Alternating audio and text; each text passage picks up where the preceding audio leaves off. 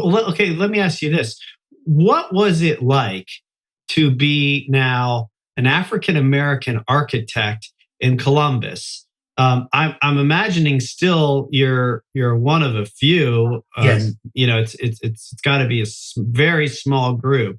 What was it like to get a job, to get employed, to be respected? Were there any obstacles still trying to kind of break through as a Black man in this field?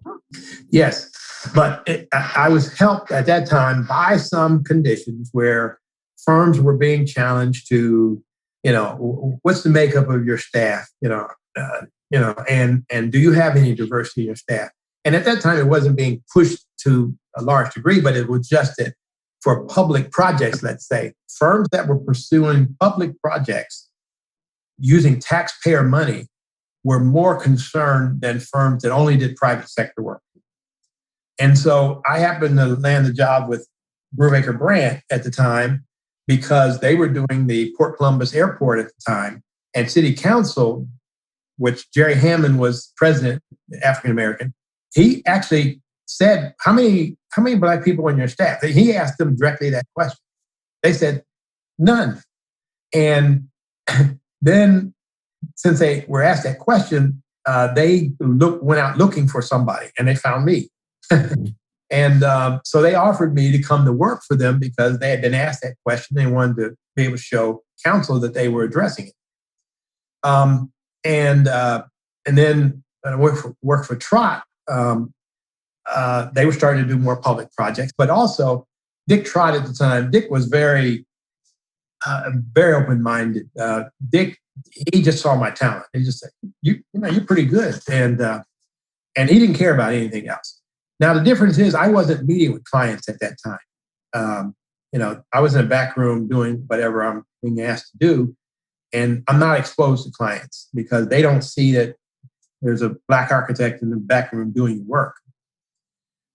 I later found out that was a challenge because I made a joke. I said, as I grew my firm and I hired people, because we were designated an African American owned firm, that it truly looked like when I hired the same talent from a firm that this person was well regarded. I said, it's almost like they lose half the brain when they come to Moody Nolan because we don't get the same credit for having that great talented person that other firms got. When I first started, that was a big deal. And also at the time, and this is 2021, there's still some of this still going on.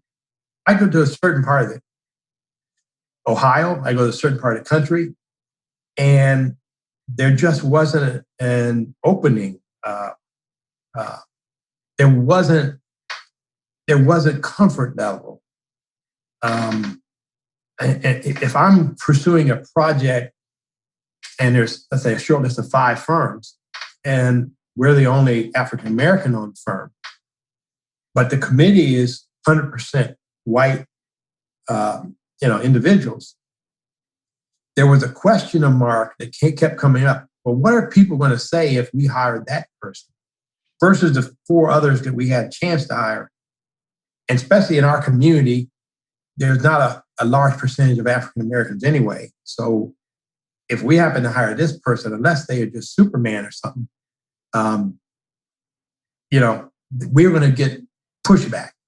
So I kept running into that, and I kept calling it, and later I call it the Michael Jordan effect. It's like, okay, we have to be the superstar in order to get hired so that it can be justified. He's just so much better.